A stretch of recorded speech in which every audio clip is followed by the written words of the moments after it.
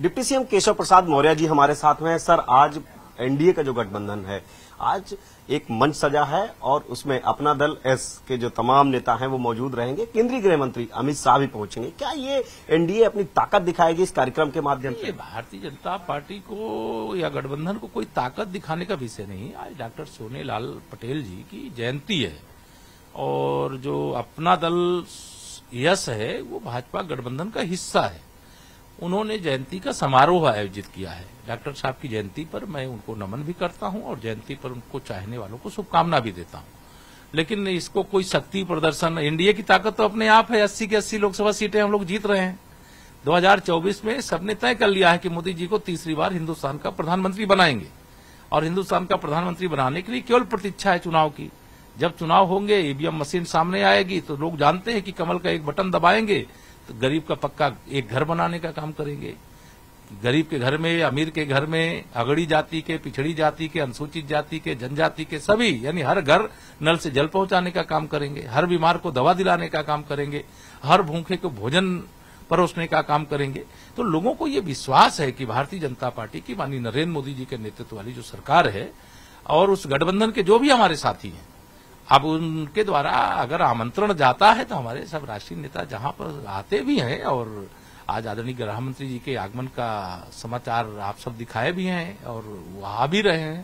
तो यह तो जयंती का आयोजन है। सर, एक तरफ अपना दल एस का कार्यक्रम है, दूसरी तरफ अपना दल कमेरावादी से पल्लवी पटेल समाजवादी पार्टी कार्यालय में कार्यक्रम कर रहे हैं। उसमें अखिलेश यादव मौजूद रहेंगे। वो एक संगोष्ठी है। करना चाहिए कोई। देखिए, अब कल श्री अखिलेश यादव जी का जन्मदिन था। वैचारिक रूप से हमारे विपरीत रहते हैं, लेकिन हमने उनको जन्मदिन की शुभकामना दी। हमारे मुख्यमंत्री जी ने दी, बसपा की प्रमुख मायावती जी ने दिया। कोई महापुरुष की जयंती मनाना, सरदार पटेल जी की जयंती सब लोग मनाते हैं, राष्ट्रपिता महात्मा गांधी जी की जयंती सब लोग मनाते हैं, डॉक्टर एपीजे अब्दुल कलाम जी की मनाते हैं, पूज्य अटल बिहारी वाजपेयी जी की मनाते हैं, सम्राट अशोक महान की, चंद्रगुप्त मौर्य जी की जयंती मनाते हैं।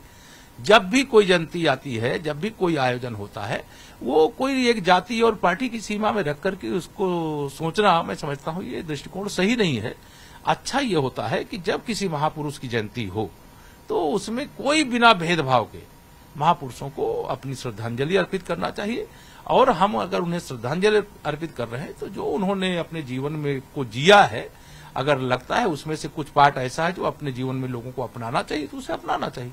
सर, आशीष पटेल कह रहे हैं कि अखिलेश यादव को अभी तक सोनेलाल पटेल की याद नहीं आई। आज जयंती के मौके पर वो पार्टी कार्यालय में ऐसा आयोजन कर। चलिए, कहते हैं जब जागो तभी सवेरा। अगर आज वो जागे हैं और आज जयंती पर आयोजन कर रहे हैं तो धन्यवाद है, उनको देना चाहिए। और मैं आशीष जी के कोई बयान का खंडन मेरी ओर से करने का उचित नहीं है, क्योंकि मैं भारतीय जनता पार्टी का हूं।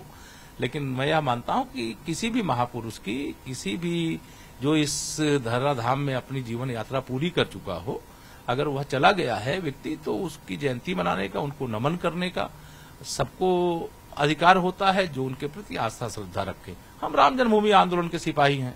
हम श्री राम जन्मभूमि पर भव्य मंदिर निर्माण हो रहा है, उसको भी याद करते हैं। 6 दिसंबर को ढांचा ढहा है, उसको भी याद करते हैं। 30 अक्टूबर और 2 नवंबर को राम भक्तों पर समाजवादी पार्टी की उस समय की सरकार ने गोली चलाई, उसको भी याद करते हैं। जम्मू कश्मीर में धारा 370 हटाए हैं। डॉक्टर श्यामा प्रसाद मुखर्जी जी ने कहा था एक देश में 2 निशान, 2 विधान और 2 प्रधान नहीं रहेंगे। बलिदान अपना दे दिया, बलिदान दिवस भी बनाते हैं। और आज धारा 370 हटा करके हर घर में तिरंगा फहराने का वह सौभाग्य भी अर्जित कर लिए। देखिए सर, सियासी रणनीतिकार ये कहते हैं कि आज एक शक्ति प्रदर्शन सा है। भारतीय जनता पार्टी के तमाम दिग्गज अपना दल एस के साथ में होंगे। अखिलेश यादव अलग कार्यक्रम कर रहे हैं पल्लवी पटेल की मौजूदगी में। देखिए, श्री अखिलेश यादव जी की जो राजनीति थी वो सर्वोच्च जिसे कहते हैं, वो सपा, बसपा, कांग्रेस, राष्ट्रीय लोकदल के गठबंधन के साथ 2019 में आपने देखा है कितने सांसद जीते, 5 जीते। 2014 में कितने जीते थे, 5 जीते थे। और 2024 में जो 5 थे वो भी 0 हो जाएंगे, क्योंकि उत्तर प्रदेश की 80 की 80 लोकसभा भारतीय जनता पार्टी गठबंधन जीतने जा रहा है। क्योंकि देश तीसरी बार माननीय नरेंद्र मोदी जी को हिंदुस्तान का प्रधानमंत्री बनाने का तय कर चुका है। और हमारी पार्टी के साथ जुड़े हुए जो दल हैं वो सब इस दिशा में प्रयास कर रहे हैं। हम जनता के बीच में हैं, जनता के बीच अपनी बात पहुंचा रहे हैं और 9 वर्ष का प्रमाण पत्र लेकर के जा रहे हैं। ये नहीं कि हमको अवसर दे दो तो हम यह करेंगे, बल्कि हम ये कहते हैं कि हमको आपने अवसर दिया तो हमने ये किया है और आगे 5 साल का अवसर मिलेगा तो हम देश को अगर 9 साल में 90 साल आगे लेकर के गए तो आने वाले 5 साल में 100 साल हिंदुस्तान को आगे लेकर के जाएंगे, विश्व का नेतृत्व करने वाला भारत बनाएंगे। सर, यूसीसी को लेकर सियासत गर्म है, विपक्षी पार्टियां लगातार विरोध कर रही हैं। देखिए, जो विपक्षी पार्टियां हैं उन्होंने धारा 370 हटाने का समर्थन नहीं किया था, लेकिन धारा 370 हटी कि नहीं हटी? हट गई। अयोध्या में रामलला की जन्मभूमि पर मंदिर निर्माण का समर्थन नहीं किया था, राम भक्तों पर गोली चलाई थी, भगवान राम को काल्पनिक बताया था। वही सारे दल आज यूसीसी का भी विरोध कर रहे हैं।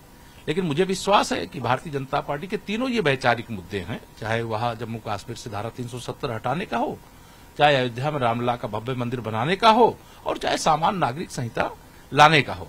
हम सारे विषय लेकर के जब जनता के बीच में जाते हैं तो अगर 100 में से 75% से अधिक जनता हमारे किसी भी फैसले के साथ खड़ी है तो 25% जो विरोध में है, हम ये लोकतंत्र का सौंदर्य मानते हैं। वो जो विरोध में उनको विरोध करना चाहिए, लेकिन जो समर्थन है वो भरपूर है, और जो समर्थन है उसमें केवल हिंदुओं का नहीं है, उसमें मुसलमानों का भी है, उसमें ईसाइयों का भी है, पूरे देशवासियों का है। तो इसलिए यूसीसी का समर्थन जो नहीं कर रहे हैं वह भी विचार करें, और माननीय प्रधानमंत्री जी को विधि आयोग को लिख करके दें कि भाई हम भी सब समर्थन में हैं। सर्वसम्मति से कोई फैसला होता है उसका और आनंद होता है, लेकिन लोकतंत्र में कोई विरोध में रहेगा तो इससे मुद्दे से पीछे हटे भारतीय जनता पार्टी। ये भाजपा की नीति नहीं है, भाजपा का सिद्धांत नहीं है। मुद्दे से पीछे हटने वाले, सिद्धांतों से समझौता करने वाले कांग्रेस और उस कुनबे के साथ जुड़ा हुआ विपक्ष है, जो कभी विरोध करते हैं किसी मुद्दे का, फिर बाद में वही साष्टांग दंडवत करते हैं।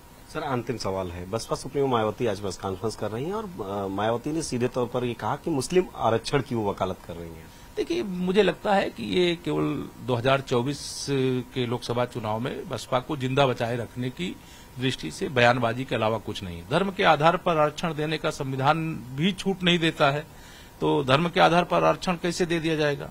जो आरक्षण के अधिकारी हैं बड़ी संख्या में, जो पसमानदा मुस्लिम हैं, वो पिछड़े वर्ग को जो आरक्षण मिलता है उसमें से उनको प्राप्त होता है, लेकिन वो पिछड़े वर्ग का आरक्षण तो पा सकते हैं, लेकिन मुसलमान हैं हम, इस्लाम के नाम पर आरक्षण दे दिया जाए, ये कभी स्वीकार नहीं किया जा सकता। बिल्कुल। तो ये थे हमारे साथ में डिप्टी सीएम केशव प्रसाद मौर्य जी। इनका सीधे तौर पर कहना है कि एक बार फिर प्रधानमंत्री नरेंद्र मोदी को फिर प्रधानमंत्री बनाना है और भारतीय जनता पार्टी उत्तर प्रदेश में सभी 80 सीटें जीतेगी।